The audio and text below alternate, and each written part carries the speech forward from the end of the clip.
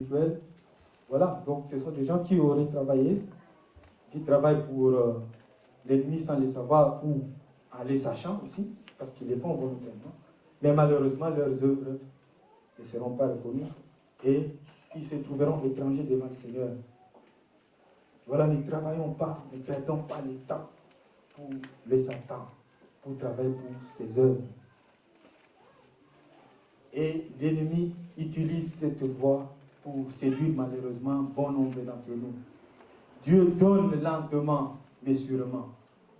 Mais Satan donne rapidement. Mais il te donne pour te conduire à la mort. Il te donne pour te conduire à la mort. Alors faisons attention, ne nous laissons pas distraire. Ne mangeons pas les concombres d'Égypte avec les fouets. Parce que Satan, quand il te donne avec beaucoup de conditions, de souffrances. Pour ceux qui ont travaillé, qui travaillent encore pour lui, ils les savent très bien. Ils les savent très bien. Mais ce que le Seigneur nous donne ne se suit d'aucun chagrin. Il peut te donner peu, mais il te bénit de génération en génération. Mais tu as la paix. Mais ce que Satan te donne, il te donne rapidement. Mais c'est suivi des fouets, des conditions. Je me souviens des images que frère Seth nous a envoyées sur Internet pour ceux qui aiment encore la musique du monde. Il y a certaines personnes qui ont collaboré avec un musicien congolais que vous connaissez, Kofi Olomide, pour ne pas le citer. Ce jeune homme travaille avec lui. Il travaille avec lui dans ce secret diabolique. Et cette personne s'est convertie. Et ce frère-là s'est converti. Nous avons eu ces images. Et dans son témoignage, il dit qu'il devait avoir du succès, il devait avoir de l'argent rapidement. Mais pour cela, certains doivent faire des sacrifices, doivent sacrifier leurs enfants. Les enfants doivent devenir des Mongols, ça veut dire la tête ne fonctionne pas correctement, ou carrément les sacrifier, ou faire des accidents dans des grands ronds-points. Donc lui notamment, il avait cette mission-là, pour avoir le succès, pour avoir de l'argent, il devait provoquer 3 accidents en même temps. Donc en faisant des incantations mystiques, il devait provoquer un accident à Matete, à Gombe et quelque part en Djili. Et ce jour-là, il devait sacrifier 28 personnes. C'est la réalité, mes frères. C'est la réalité. Voilà à quelles conditions Satan donne. Voilà quelles conditions Satan donne. Et d'autres personnes, vraiment pour ne pas être... Pour avoir de l'argent dans ce monde-là, il y a certaines personnes, il ne voulait pas citer le nom de ses collègues, qui devaient chaque mercredi manger ses excréments. Donc tu prends tes excréments, tu les manges, pour trouver dans la valise de la maison une valise pleine d'argent. Vous voyez à quel prix. Et il y a des personnes qui se soumettent à ce genre de pratiques. C'est la vérité, mes frères. C'est la vérité.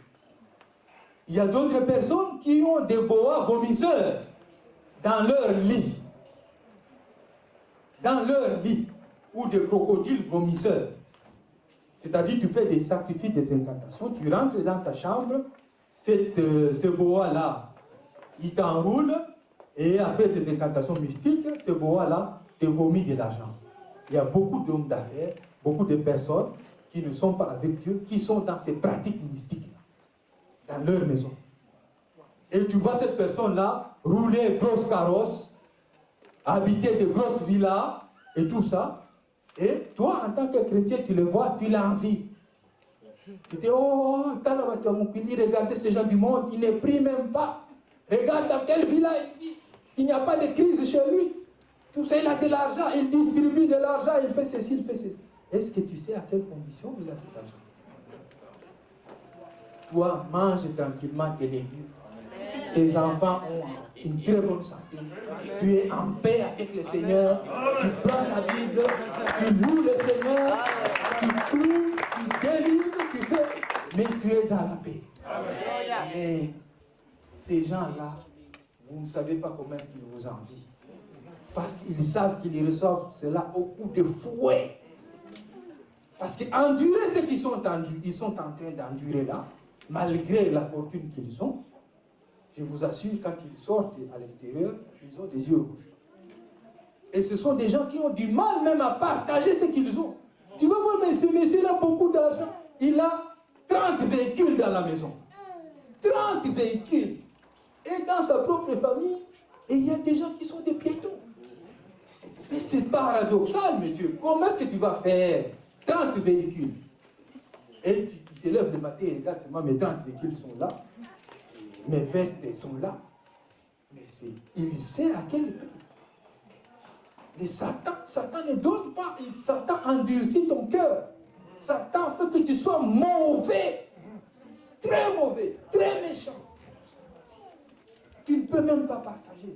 Oh, où est la joie quand tu as autant de biens que tu ne sais pas les partager avec les tiens? L'homme, naturellement, il est un être social. C'est le cas pour beaucoup de gouvernements qui font faire des guerres pour s'enrichir. Des personnes qui provoquent des guerres, qui vont tuer des gens volontairement, délibérément au nom de la liberté. Et c'est pour piller ces pays-là, pauvres. Quelle est la gloire que tu dis dans ce genre d'aventure diabolique? Créer des guerres, tuer des innocents, créer des atmosphères où les gens vont mourir dans des océans, des gens qui étaient en paix dans leur pays. Et tu te dis riche. Tu te dis riche. Tu te dis que tu as gagné de l'argent. Quelle est cette gloire que tu peux avoir? Pour avoir de l'argent, tu dois aller vendre la drogue. La drogue qui va te tuer. Mais demain, on te dit que tu es un grand dealer. Tu roules carrosse. Grosse bagnole. Et quand les jeunes te voient, ils te prennent même pour un modèle. Ah, voilà tel vieux du quartier. Ah, celui-là, c'est vraiment. Mais, pour en arriver où? Pour en finir où? Voilà les soi-disant bénédictions de Satan. Vous êtes dans cette voie-là, c'est le moment de se retirer de ça. C'est le moment d'ouvrir les yeux. Parce que mon peuple périt, parfois par manque, et souvent surtout par manque de connaissance. Nous ne pouvons pas, à la lumière des Écritures, nous ne pouvons pas, en ayant Christ en nous, faire l'apologie de ces genres de choses, envier ces genres de choses. Mais parfois nous tombons. Nous tombons dans ces genres de pièges, dans ces genres de séductions. Ou même dans les assemblées. Combien de gens, comme je vous ai donné l'exemple, parce qu'ils voient seulement une belle église, ils voient un beau pasteur, ils voient une belle sœur dans telle assemblée, et ils vont là-dedans, les pieds joints, sans aucun discernement. Mais tu vas en enfer, mon frère. En suivant un bâtiment, en suivant un gourou, en suivant une sœur, en suivant un frère, parce qu'il se présente bien. Le système que le monde met en place, délibérément, pour dévier le peuple de Dieu. Les lois qui sont votées dans, soi-disant, l'Assemblée, des lois impies, des lois sataniques, qui sont votées et que les gens applaudissent et qui passent dans les journaux, dans les TV, dans les médias. Et sans discernement, nous tombons là-dedans. Le mariage homosexuel aujourd'hui, c'est une chose acquise. Et pourtant, la parole est claire là-dessus. C'est une abomination. C'est une abomination. Mais aujourd'hui, les gens applaudissent. Il y a même des pasteurs homosexuels qui se marient. Pasteurs. Aux États-Unis, il y a des cas. Dans les assemblées des chrétiens, dans les synodes, les réunions des grands pasteurs qui sont réunis, ils ont voté cette loi aux États-Unis. L'homme est mis en place, la séduction est en place. Et nous tombons droit là-dedans si nous n'avons pas la connaissance, si nous n'avons pas Jésus avec nous. Et Jésus demande que nous puissions pratiquer. Nous puissions pratiquer. Contre vents et marées. Contre vents et marées. C'est vrai, nous ne serons pas, mais nous n'allons pas faire plaisir aux hommes. Nous voulons faire plaisir à notre Dieu, parce que c'est Dieu qui tient notre salut. Nous n'avons pas peur de ce qui tue le corps, mais nous avons peur de celui qui tue l'esprit. Et l'Esprit, c'est Dieu. Nous devons craindre le Seigneur. Quoi qu'il en coûte. Quoi qu'il en coûte. Alors, le troisième point qui attriste le cœur de notre Dieu, c'est quand Dieu nous visite et nous trouve occupés à faire autre chose. Trop souvent dans nos assemblées, nous nous disons, oh, nous ne sentons plus l'Esprit de Dieu. Aujourd'hui, l'atmosphère était lourde. Ça arrive souvent. Et pourquoi cela? Parce que le Seigneur veut bien nous visiter, comme il a visité Zachée. Mais il nous visite, il nous trouve occupés à faire autre chose. Comment voulez-vous que le Seigneur puisse s'occuper de vous? Comment voulez-vous que l'Esprit soit là pendant qu'il vient vous visiter? Mais vous êtes occupé à autre chose. Prenez un peu l'exemple d'une personne à qui vous allez voir, vous lui rendez visite et vous voulez lui parler, et tout le temps il est sur son GSM. Il dit, attends frère, un moment. Oui, il est au téléphone. Tu viens encore vers lui? Non, attends encore un moment. Attends un peu. Quelle sera ton attitude? Est-ce que cette personne te considère? Et c'est le cas avec le Seigneur. Le Seigneur veut bel et bien nous visiter. Il nous visite même. Il arrive dans l'assemblée. Mais trop souvent, nous sommes occupés, notre esprit est occupé à autre chose.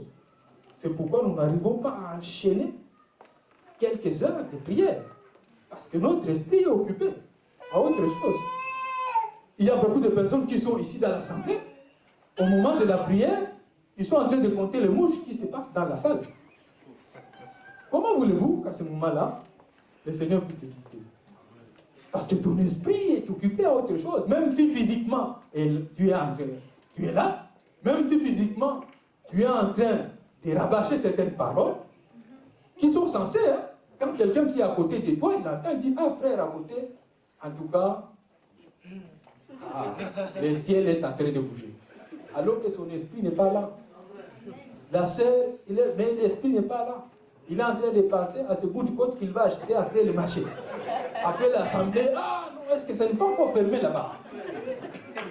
Dans ces conditions, le Seigneur arrive, il t'attend que tu puisses ouvrir ton esprit. Mais tu es occupé à autre chose. Tu es occupé à autre chose. Ah, la maison, est-ce que j'ai laissé? Ah, oh, tel frère, ah, aujourd'hui il est venu, hein? Ah, ça fait longtemps. Ah, frère Wana Talaka, sœur Wana Talaka. Dans ton esprit, tu es dans toutes ces choses-là. Comment veux-tu que le Seigneur puisse te... Il est là. Il attend seulement que tu puisses ouvrir la connexion. Prends. Et au contraire de cela, et c'est la lourdeur qui s'impose. Parce que nos esprits ne sont pas disposés. Nos esprits ne sont pas là. Nous sommes là physiquement. Or, lui, il est esprit.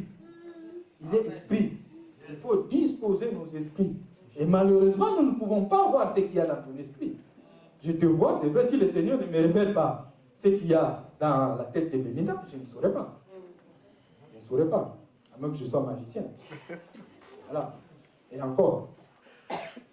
Et voilà. Et c'est ce qui fait que le Seigneur ne nous visite pas. Ou nous avons l'impression qu'il ne veut pas nous visiter. Mais c'est nous-mêmes. Nous ne disposons pas notre esprit pour cela. Nous occupons notre esprit à autre chose. Nous occupons notre esprit à autre chose. Et c'est ce que nous allons voir dans l'histoire de Marthe et Marie. Qu'est-ce qui s'est passé? Qu'est-ce qui s'est passé réellement? Alors, nous allons prendre Matthieu 6 au verset 23.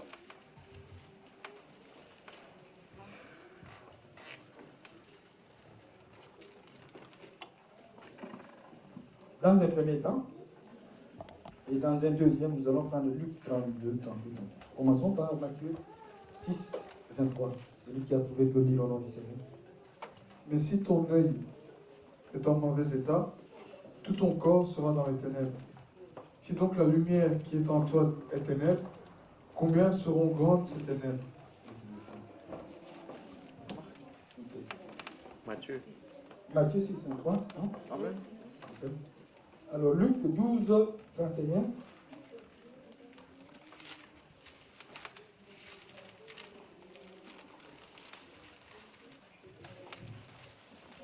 Seigneur, cherchons plutôt le royaume de Dieu et toutes ces choses vous seront données par-dessus.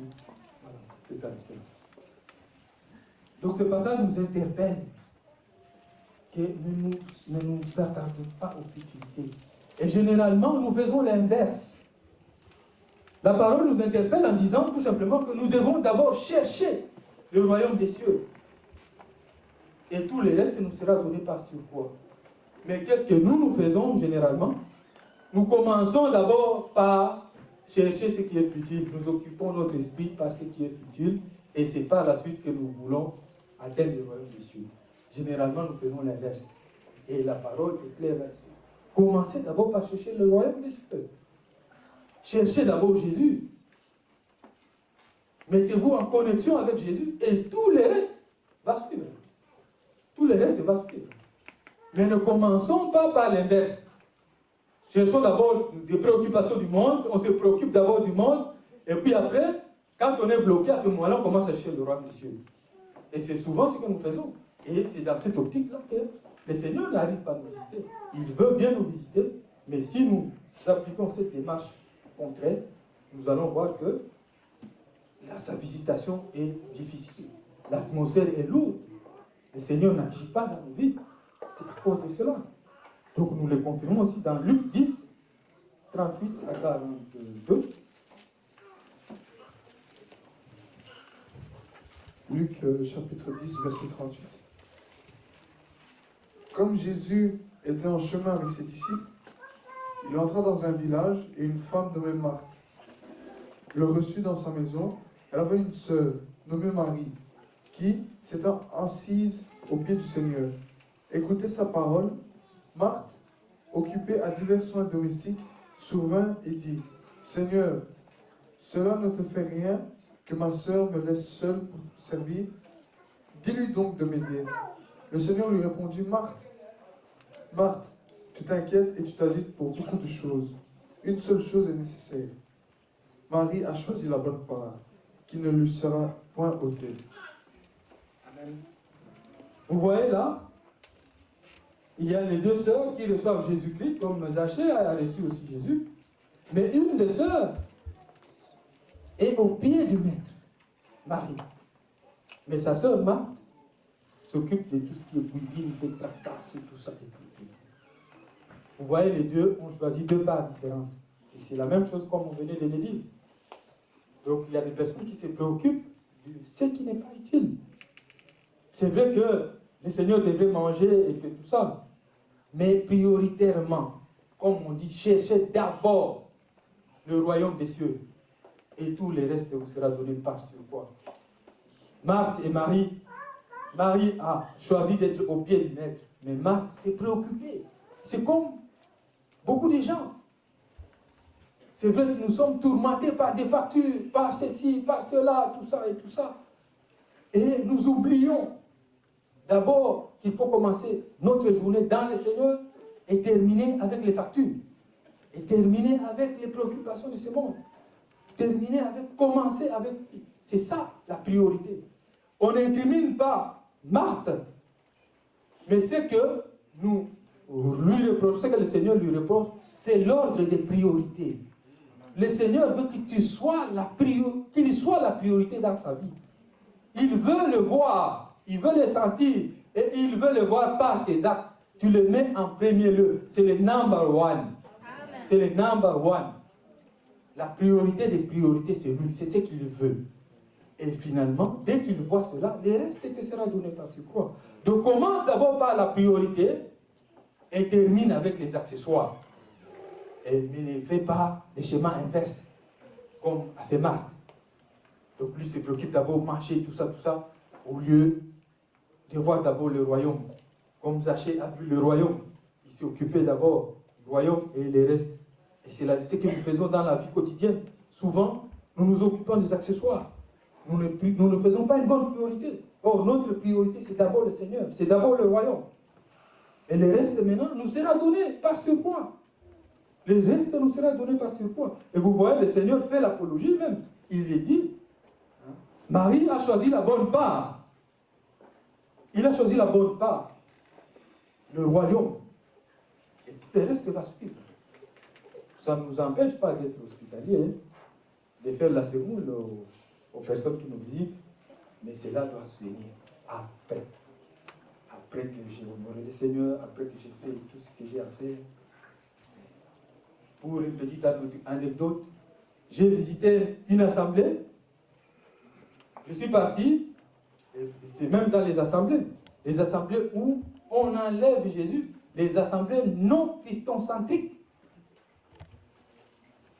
Je suis arrivé dans l'assemblée et dans cette église-là, ils avaient invité un pasteur qui venait du Canada. Et le pasteur qui devait prêcher, qu'est-ce qu'il disait à la fin? Il disait qu'il devait faire des enveloppes.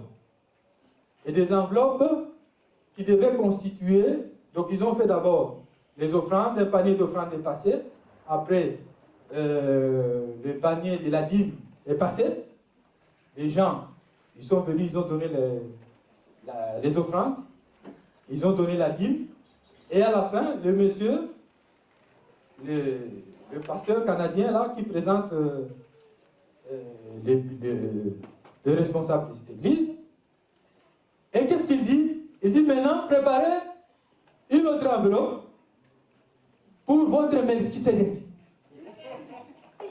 Votre Melchisédek, il est là. Préparez les enveloppes pour votre Melchisédek. Moi, je me suis dit, ce monsieur, il sait ce qu'il est en train de dire. Et il sait ce que Melchisédek, c'est Jésus-Christ lui-même. Comment peut-on être ignorant jusqu'à ce point? Et dans l'assemblée, les gens applaudissent. Et la personne vous le dit clairement. Donc il dit que ce monsieur, c'est Jésus. Alors préparez les enveloppes pour donner à Jésus. Comment les gens sont restés même dans cette assemblée-là? Personne n'a repris ce pasteur. Et le monsieur, je ne sais pas le nom, et qui est bien connu, c'est à Bruxelles. Le monsieur était fier d'être appelé Melchisédek. Donc d'être appelé Jésus lui-même.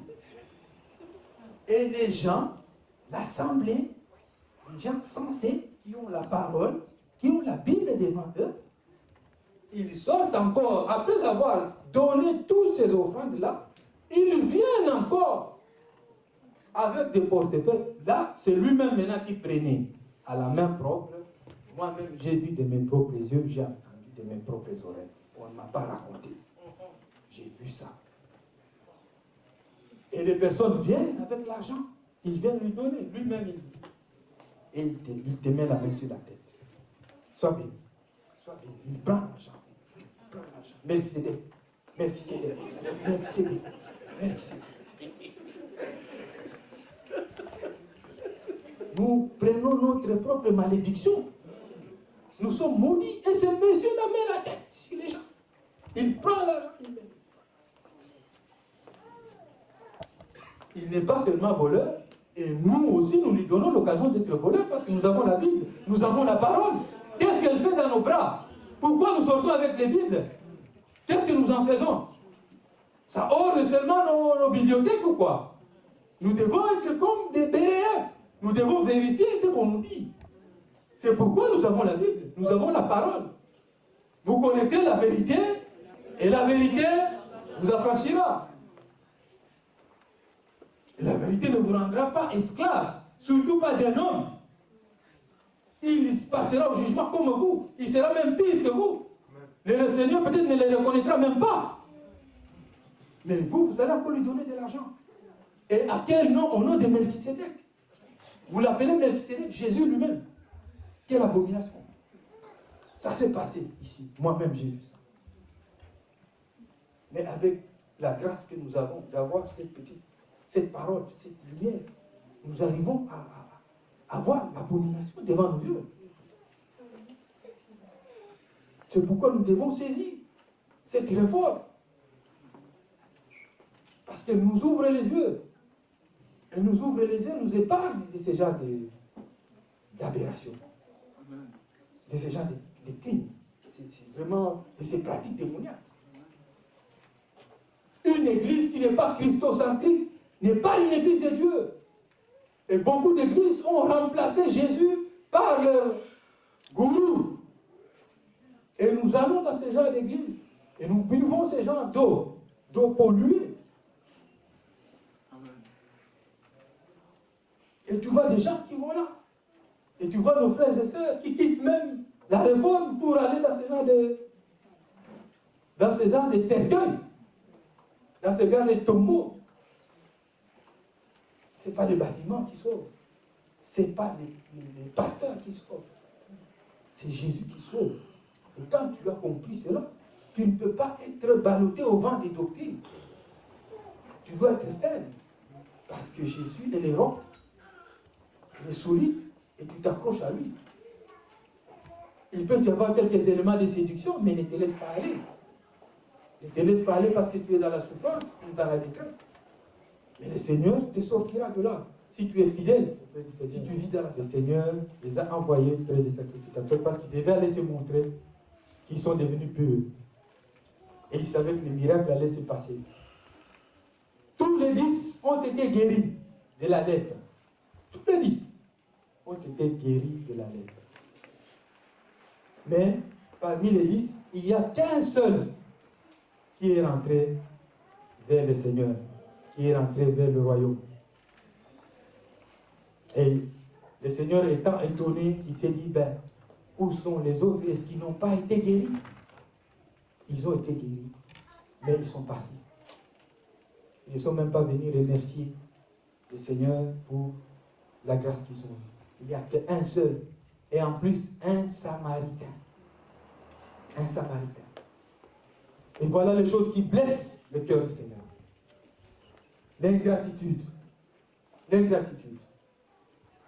Combien de fois tu as été béni et tu n'as pas dit merci aux personnes qui t'ont rendu les moindres services? Ça encourage. Ça encourage à la personne de faire le bien. Ça t'encourage aussi à persévérer. Tu baumes le cœur de la personne qui t'est venue en aide. Dans la vie, nous ne sommes pas maîtres des circonstances, maîtres de tous nos problèmes que nous rencontrons. Mais le Seigneur suscite des personnes pour apporter des solutions à nos problèmes. Est-ce que nous avons cette intelligence de Dieu pour remercier ces personnes-là? Combien de fois le mot merci est devenu lourd dans la bouche des chrétiens? Même des chrétiens soi-disant convertis. Quelqu'un qui te fait du bien, même aussi petit que ça, dis-lui merci. Dis-lui merci pour l'encourager, pour que la personne ait le courage de faire encore de même. Jésus qui est Dieu, lui-même était blessé. Sur les 10 lépreux, il n'y a qu'un seul. 1 sur 10. Quelle n'a pas été sa déception? Comment il a été blessé? Parce qu'il pose la question. Et les autres? Et les autres? Ils n'ont pas été guéris. Oui, ils ont été guéris, mais ils sont partis. Combien de fois nous recevons des choses du Seigneur quand nous avons prié? Et quand le Seigneur nous les donne, nous nous détournons même de Dieu. C'est pourquoi dans les assemblées, parfois les assemblées se vident. Parce que certaines personnes qui sont bénies par le Seigneur, ils partent pour du bon et ne reviennent plus à l'assemblée. Parce qu'ils ont obtenu ce qu'ils voulaient. Et l'assemblée se vide. Et les personnes trouvent certaines raisons. Oh, de toutes les façons, parce que je suis aussi intelligent, c'est parce que je me trouvais au bon moment, et au bon endroit, au bon moment, et j'ai eu la chose. Bon, c'est vrai que vous parlez du Seigneur, c'est vrai, oui, mais je l'ai mérité quand même. Voilà l'ingratitude. Voilà l'ingratitude. Je cherche du boulot. Quand tu es au chômage, prière. Le Seigneur t'accorde le boulot, un bon boulot. Eh bien, ça devient la raison de ne plus venir, de ne plus le prier. Parce que tu as trouvé un boulot, tu as un bon salaire, qui te suffit à toi-même. Dis, bon, de toute façon, ça me prend trop du temps. Ah, l'assemblée là, ça commence encore à quelle heure là? C'est comme si tu ne savais même pas. On doit t'appeler pour te dire que l'assemblée commence à 13h30. Hein? Oh, Ah, 13h30, ah, Mali, hein, il fait encore froid à cette heure-là. Hein. Voilà. Parce que tu es au chaud, tu as un bon salaire, tout ça, ça tombe, les allocations, tout ça. Le Seigneur t'a béni matériellement. Mais toi, qu'est-ce que tu en fais? Qu'est-ce que tu fais de cette bénédiction? C'est ce qui blesse le Seigneur. Ça blesse le Seigneur. Il te donne les moyens, par ses propres moyens, tu te sépares de lui. Donc c'est comme si lui-même t'envoie dans la périphérie. Et ça le blesse. Ça le blesse. Et c'est arrivé pour beaucoup d'hommes, des grands serviteurs de Dieu. Salomon, il a demandé à Dieu. Dieu lui a demandé, qu'est-ce que tu veux que je te donne? Salomon a demandé la sagesse. Dieu lui a dit, tu m'aimes, je te donne la sagesse. Qu'est-ce que Salomon a fait avec cette sagesse? Évidemment, il a sauvé une femme qui voulait se départager l'enfant. Ça, c'est la sagesse de Dieu. Mais avec cette sagesse, c'est l'homme qui a eu entre 700 et 1000 femmes. La grâce qu'il a eue, cette grâce qu'il utilise pour avoir autant. On n'a jamais eu, même dans l'histoire du monde, même chez les païens, personne qui a eu entre 700 et 1000 femmes. Salomon était béni. Qu'est-ce qu'il a fait de cette bénédiction? Et c'est la même chose pour nous. Papa, j'ai pas de travail. Papa, ceci. Papa. Papa te donne du travail. Papa te donne un bon salaire. Qu'est-ce que tu fais de cet argent-là? Tu deviens polygame. Tu amènes les femmes à l'hôtel. Je parle à quelqu'un ce soir. Amen. Cet argent, le salaire que Dieu